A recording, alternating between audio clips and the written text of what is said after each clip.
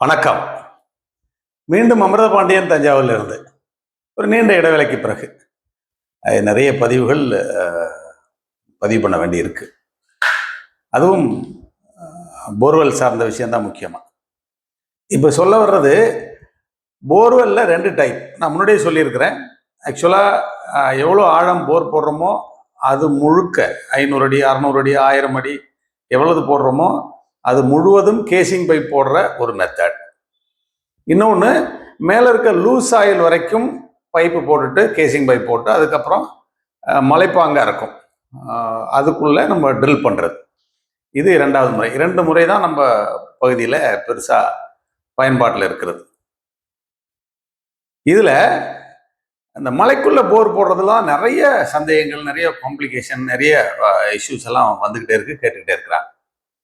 இன்னைக்கு பதிவில் அந்த மலையில் போர் போடுற மலைப்பாங்கான பகுதியில், மலைன்னா தரைக்கு மேலே தெரியணும்னு அவசியம் இல்லை, பூமிக்குள்ளேயும் கூட ஒரு குறிப்பிட்ட அளவுக்கு கீழே மலை இருக்கும். அதுக்குள்ள அந்த போரில் எப்படி தண்ணி வருது?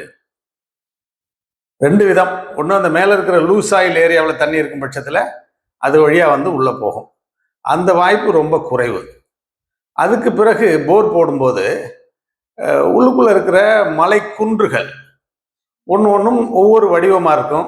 வடிவம் வேறு வேறு விதமாக இருக்கும், வெவ்வேறு அளவுகளில் இருக்கும். ஒரு முழு குன்றாக இருந்து அதில் நீங்கள் ட்ரில் பண்ணிக்கிட்டே போனீங்கன்னா ஒரு சொட்டு தண்ணி கூட வராது. கல்லுக்குள் ஈரம் அப்படிங்கிற மாதிரி அதுக்குள்ளே ஈரமே இருக்காது. ஏன்னா முழு கல்லை நீங்கள் குடையிறீங்க. கல்லோட சைஸ் தான் கூட, அப்போ ஒன்றும் இருக்காது. அந்த கல்லுகளோட குவியல், சின்ன சின்ன கல்லாக இருந்தாலும் சரி, பெரிய கல்லாக இருந்தாலும் சரி, நிறைய குவியல்கள் சேர்ந்தது தான் மலை.